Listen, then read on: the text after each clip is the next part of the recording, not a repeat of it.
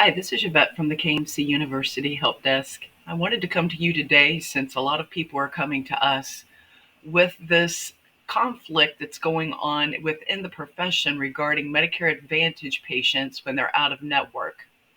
I'm not going to speak to all the uniquities of that, but I do want to speak to the way that you'll collect and how much you will collect from them for the medically necessary spinal CMT services.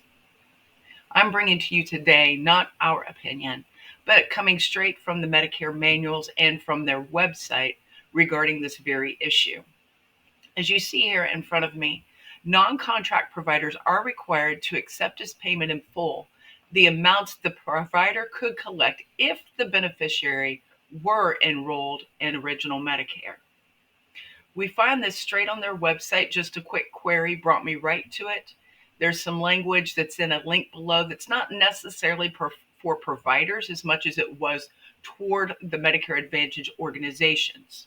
However, when we go to the Medicare manual for Medicare Advantage plans in Chapter 6, you will find more information located there that goes a little bit more in depth on this topic. So let's take a look at that together.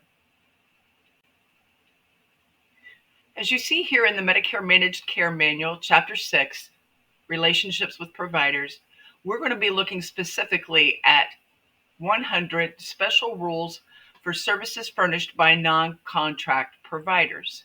So let's skip right over there and see what this Managed Care Manual has to say.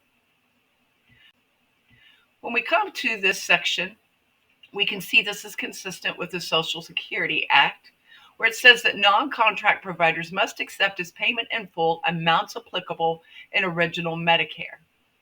Thus, this provision of law imposes a cap on payment to non-contract providers of provider payments amount plus beneficiary cost-sharing amounts applicable in original Medicare, the 80/20, if you're thinking about your Part B Medicare, and ensures that non-contract providers not balance bill Medicare Advantage plan enrollees for other than Medicare Advantage plan cost-sharing amounts. Now, as we flip to the bottom, kind of to bring this all into spec, and I'm going to give you a little bit more information here in a minute because you're probably going, well, that's what it says. I bet it's never happened. I can tell you it was probably back in 2020 that I heard something, saw something, and was a part of something with a client that came to KMC University in a sheer panic. But let's read the bottom and see why he was in a sheer panic. In addition, under federal law, non-contract providers are subject to penalties if they accept more than original Medicare amounts. So why am I personally passionate about spreading the news of what is in CMS regulation? It's not so much necessarily our opinion. We take it, read it, and if it's what it says, then it's what it is. But it was back at probably 2020, 2021, when, like I told you, that one of the doctors came to us and they had a nasty gram from a Medicare Advantage plan.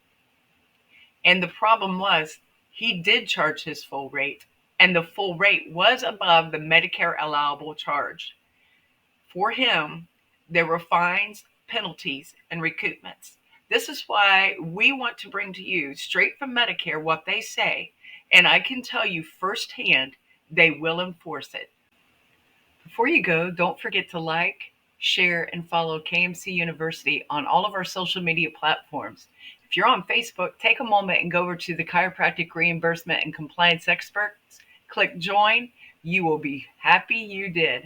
Have a wonderful day. Bye-bye.